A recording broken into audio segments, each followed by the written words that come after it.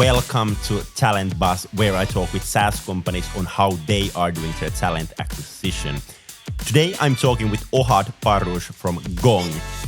He's responsible of Gong's R&D, and they have scaled their R&D team from 30 to 300 people in less than 3 years. And in this episode, we talk how they did it. And let's start the episode from what is day-to-day life of their R&D team and what their team is actually doing. As the Chief R&D Officer, I'm in charge of 3 areas. It's engineering, it's research, and security. So security reports into me. Essentially, we are in charge of, first of all, building the platform that Gong runs on, developing the applications on top of it, enhancing it with a lot of AI. And our AI comes in many forms. We can elaborate on that later on. And also ensuring that everything is done in a secure manner, in the sense that we both follow security best practices, that we monitor the system, that we have the right auditing and the right processes and certifications around it. So in a sense, this is everything that R&D does, and it's quite a lot because, when we serve so many customers, we have thousands of customers, then we need to ensure that the platform is stable, sustainable, that it's reliable, that it has the relevant backups, that it can withstand, peaks and lows and everything like that. Gong product is highly reliant on AI and machine learning, so there's a lot of work around building these models and then running them at scale. And the overall, the number of applications that we have is also very very wide, and it's we have quite a few applications. So ensuring that everything runs, that the usability, functionality, responsiveness, all of that is maintained at the highest level. One of the operating principles that we believe in at Gong is that we don't want just satisfied customers. We want raving fans, and raving fans means that we want people to look and use the applications that we have, and not only be excited but be awed by the applications, and to some extent we're able to achieve that, and to do that, it all needs to come together. You need to develop a trust with the customer around security and data, because we hold very sensitive data. It needs to be stable, it needs to be reliable, it needs to be responsiveness, and the applications just need to be, what the customer needs, easy to find, easy to use, and easy to implement and bring real value to the customer. So in a sense, this is what we try to do there. Interesting. I just wrote down the raving fans part because I think that was super, super great. Like, we are as well, like, super kind of customer oriented and like really making sure that customers are getting values. Customers are super happy. Customers buys more, stays as a customer. But I think kind of the mindset of moving towards like making sure that your customers are raving fans of your company or your product, it really, really makes a big difference. Yeah. Correct. I agree. And it's, Amazon calls it being customer obsessive.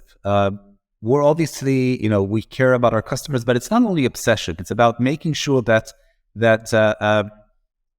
our mission is to use reality and reality-based applications to enhance your capabilities, to create a better version of yourself. That's what we aim our products to be.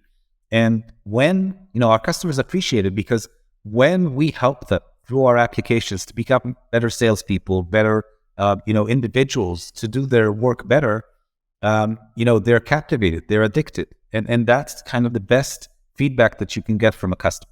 Exactly. Hey, let's go back to the kind of your team and maybe a little bit deeper on that. You mentioned that there are kind of those 3 parts that you are responsible. Kind of how big the team is and like how the team is structured, like then kind of below you. Yeah, that's the obvious question, obviously. So the R&D now in security, I think we're just below 300 people here at Gong. We have several groups. We obviously, I'll start with the security and research. There's a large group of security, I think around 20 individuals. Research is also around 40, if we count in all the laborers and everything, it even goes up to around 50 people working on research. By the way, around research, we focus on 3 areas. First one is around speech. We do a lot of transcription. We have state-of-the-art transcription engines. The second topic is NLP, natural language processing. That's another area that we excel at. And the last one is what we call data predictions, analyzing and providing forecasts and predictions for based on historical data. So that's the research and security. Then I have several areas or groups focusing on engineering. They range from platform and the core products. We have sales application. That's one area. We also have a group focusing on what we call reality capture. We ingest a lot of data. We integrate with a lot of external systems. That's essentially the essence of what we do here, because in order to provide value, we need to be based on an actual reality, on actual data. And we also have an insights group that focuses on providing insights, based on the data that we ingest and the data we generate. And like with any other, I'm sure, engineering organization, we have an operations group, an ops group, and in it we have, functions like quality assurance, DevOps, program management, L&D, learning and development, and other areas, NOC, that's also part of the ops group. So that kind of comprises the whole engineering. And it's quite a large workforce that enables us to do a lot of stuff in parallel. Exactly. And are those kind of then group leaders of those group, they are kind of reporting for you? Exactly. Exactly. But then, hey, when we are thinking about kind of scaling your team, like now almost 300 people, it means like hiring a lot of people. So kind of how does it work? Like if you start from kind of identifying who you need, for example, next on your team, like who is typically the one that realized, hey, now we need this or this person? Is it the kind of group leaders that come up like, hey, now we are missing either some knowledge in our team or some resources in our team? Or how does it typically start when you are kind of starting to hire new people? So I think in order to answer that, first of all, I need to give you some sort of a background on the way that that our teams are structured. So the smallest element that we have is what we call it a pod. Some other teams might, some other companies may call it a squad, but we call it a pod. This pod is a unit which is focused on one product or one feature. Now, this unit is almost like, it's self-sustained. It has product manager, which is assigned just to this unit, a UX designer assigned usually to just this one unit, and an engineering team, which is, heterogeneous in the sense that they have back-end, front-end, obviously a team lead. Sometimes they also have a mobile team. So this unit can focus on a feature or product and move very fast. Obviously, there are some dependencies with platform and dependencies cross-group, and, our platforms need to interact and play nicely with each other, but you're able to move just this group with, the product manager that is focused on just getting the right stuff in and being successful. That gives us a lot of power in moving things fast. We have around 30 such groups within engineering that are really in parallel. It's just outstanding. It's mind-blowing as far as the ability to manage this and also the ability to move fast. Now, usually what we do is that whenever we have, first of all, we try to staff these groups in a way that they are self-sustainable. So they need to have enough back-end engineers, enough front-end engineers, mobile if they need. So there's always, going back to your question, if they're not staffed enough, that they don't have the right level of people, then we need to make sure that we staff them in order for them to be successful. And then, we're constantly innovating. We're constantly coming up with new features, new products. Now, what we try to do is not to, add more and more content and load to existing pods. If we have a new feature that we need to work on, a new product, a new area, we create a new pod. And that means that, we might take existing people from existing teams and then backfill them with people from new people. But we create a new pod with a new team lead and a new product manager, and that pod is assigned this new task. Now, this is cool because, first of all, it always creates a lot of innovation. There always, constantly new stuff that is coming up. By the way, if there's a product that we believe it reached some sort of maturity, then we might move the pod to work on something else. And in a way, this is how we keep on growing. We have new features coming from product or coming from sales, go to market. We want to create a new pod, so we create a new pod. We build a team, and then we staff it.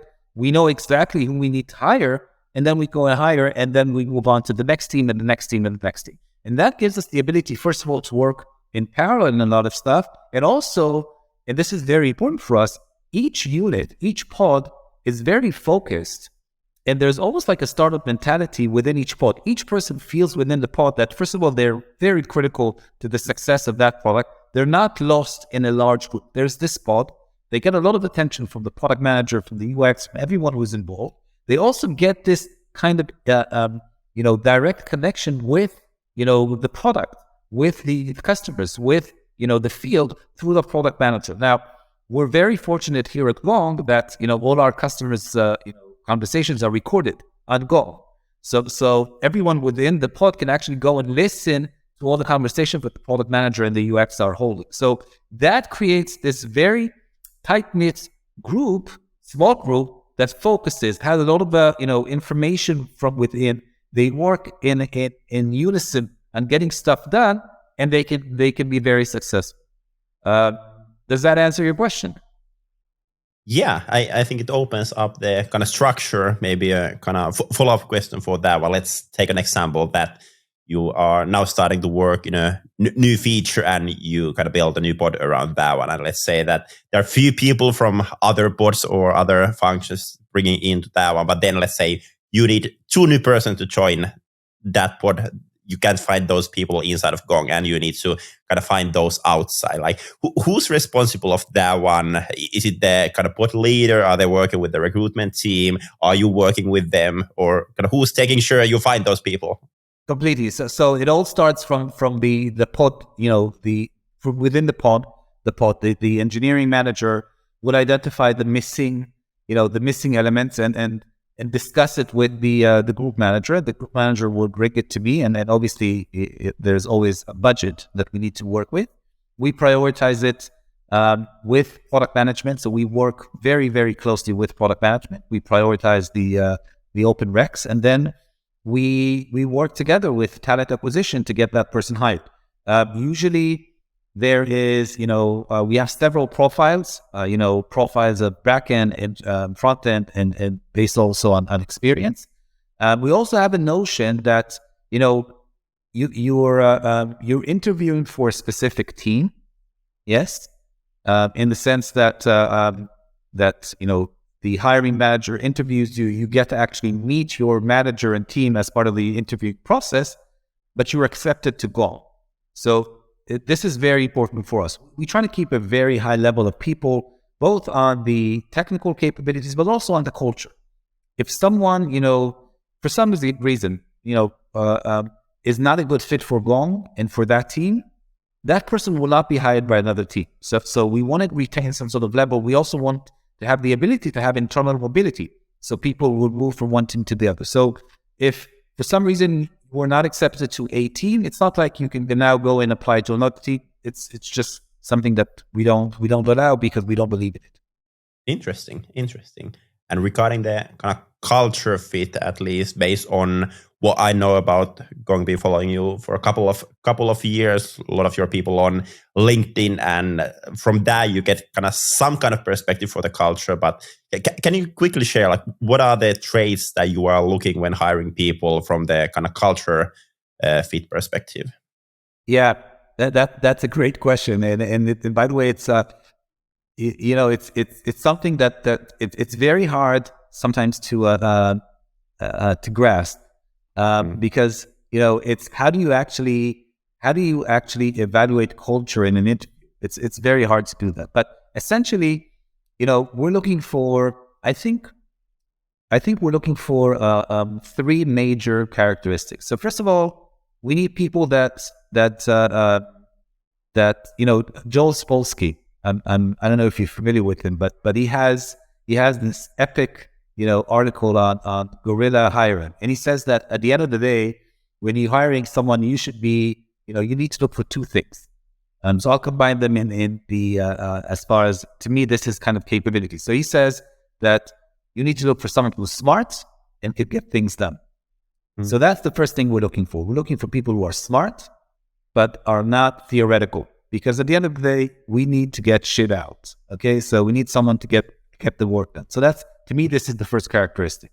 And we can do it. We have ways to test for that based on past experience, checking with references. So that, to me, this is as far as the technical capability, smart and getting the things done.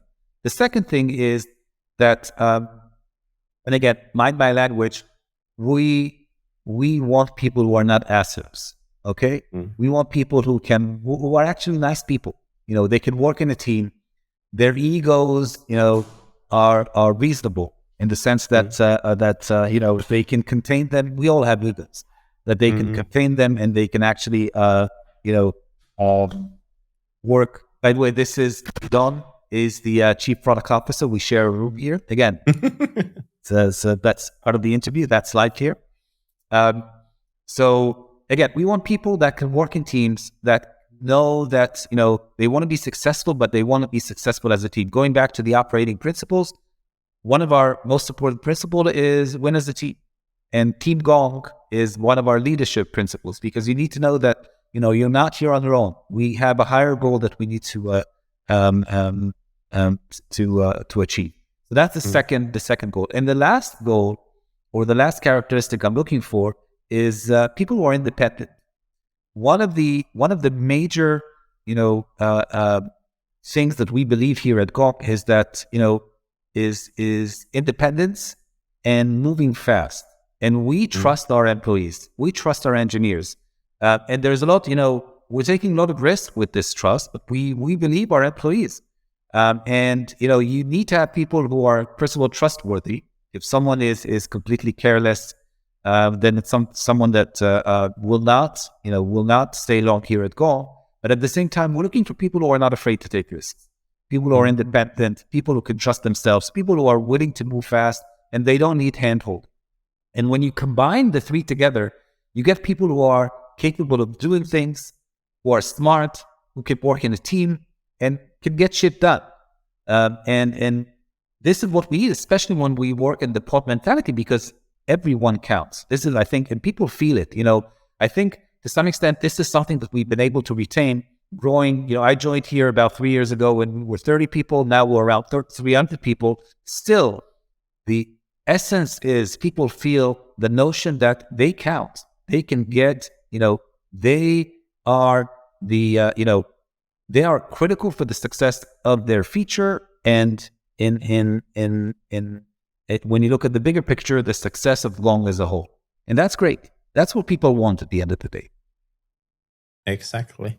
And I think those are kind of great traits on people. Of course, I think there's always a challenge on like how to make sure that those are traits that are in the people. And you can do a lot of interviews, you can do a lot of different tasks on the recruitment process, and it's never perfect. And I can imagine that basically every company is going through the fact that even though they know what kind of people they are looking for, even though they think that, hey, now we found a perfect fit, like every now and then there still will be people who actually aren't culture fit when they kind of start working in the company.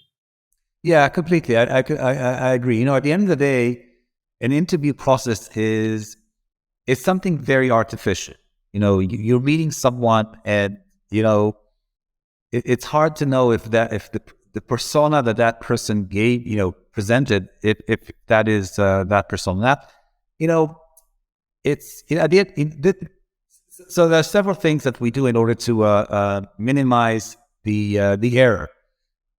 First is we have several interviews, and we have several people meeting each candidate, both on the HR perspective and also technical perspective, and we combine that information. And we have this saying in Hebrew: when there's doubt, there's no doubt. Okay, so if we have a doubt, then we'd rather have a false negative than have someone that later on is going to not be a great fit. It could be that person could be a great person, but not a good fit for the company. So that's the first thing we do. The second thing we do is we check with references, and obviously references.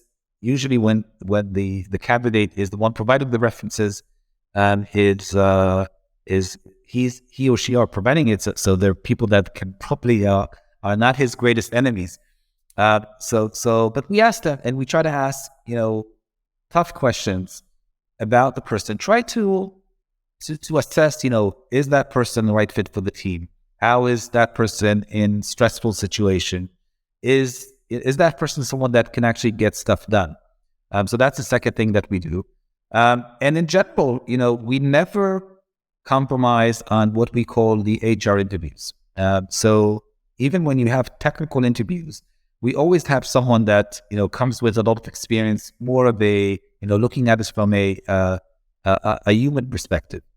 Even, it's not, I wouldn't go as far as psychological perspective, but our TAs, they have a lot of experience, and we're trying to understand who that person is, and the what's driving that person, what are his passions, why she left her previous job, what's bugging her, and through that you actually get to know the person, and and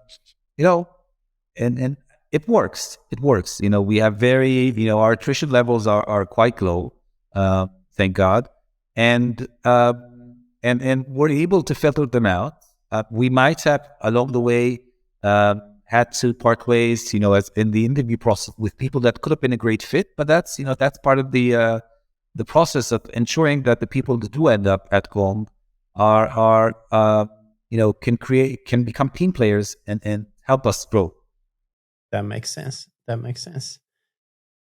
You've been now at Gong almost 3 years. You mentioned growing from like 30 people to 300 people, and I actually did a podcast interview with your CMO Udi like roughly a year ago, and we talked about your kind of marketing, your brand renewal.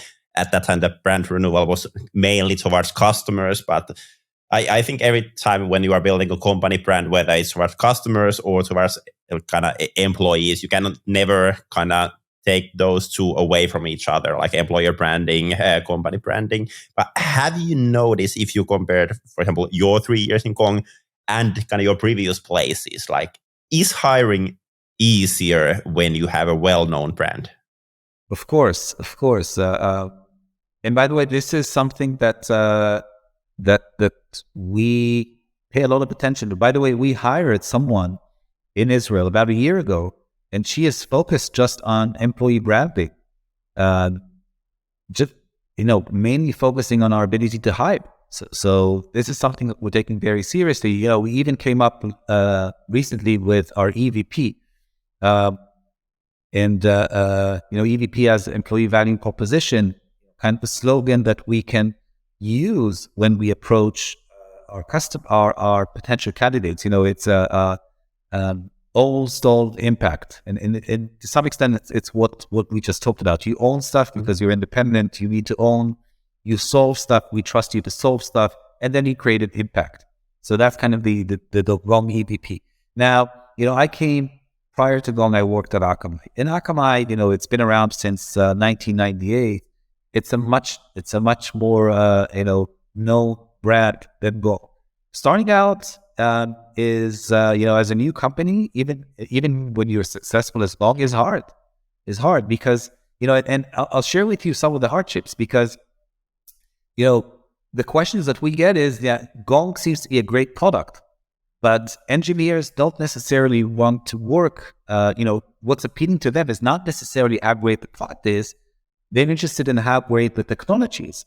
So one of the challenges that we have, and it's ongoing, is how do we actually expose the amazing technology that we're working on so people will be intrigued and excited to check Gong as an opportunity. So this is constantly the balance that we have, and whether it's through meetups and blog posts and creating awareness, and even in the we talked about interviews.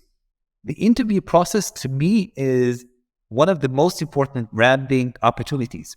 Whether that person is joins Gong, or whether that person decides not to join Gong, or we decide that person is not a good fit for Gong, the interview process and the level of questions that we ask, the presence, the kind of the face that we present, both on how humane we are and how technically we're able to challenge that person, contributes to the branding of Gong. So this is definitely something that we constantly pay attention to.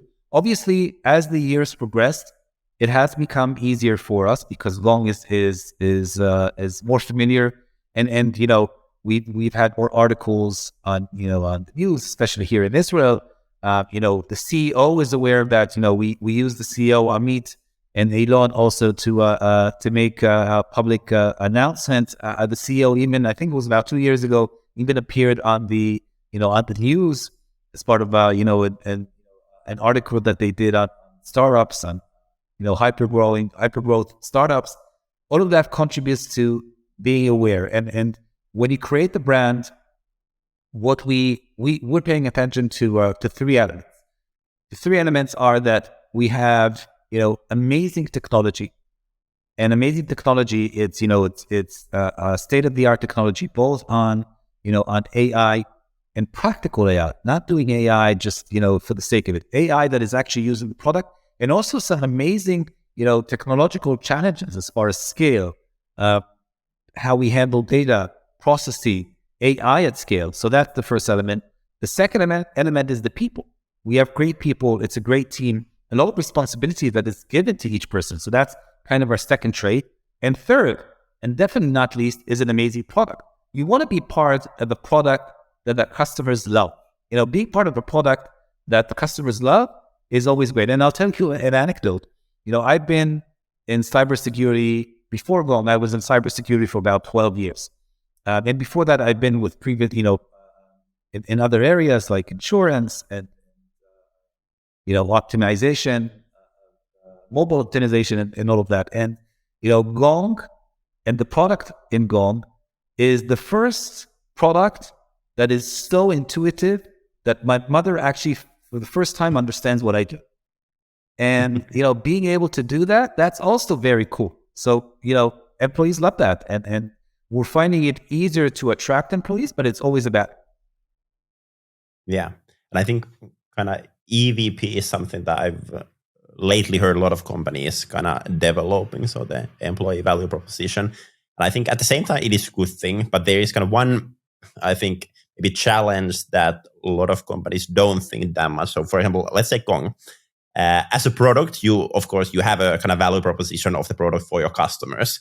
But typically, the value proposition is a bit different depending who's the buyer. So whether it's a founder or head of sales or head of marketing, the value proposition is a bit different. And kind of when we are talking about hiring, companies need to kind of remember that actually your EVP should be a bit different. Because most likely those tech persons are motivated by different things than, for example, salesperson joining Gong. So I think it's kind of really finding the balance between that. I think there can be kind of that high level that goes for everyone that we are hiring. But if we really think about the kind of motivational factors, why kind of different people are changing workplaces, they are typically a bit different for kind of different roles. I agree. And we expect, Romy, who is in charge of our marketing, marketing for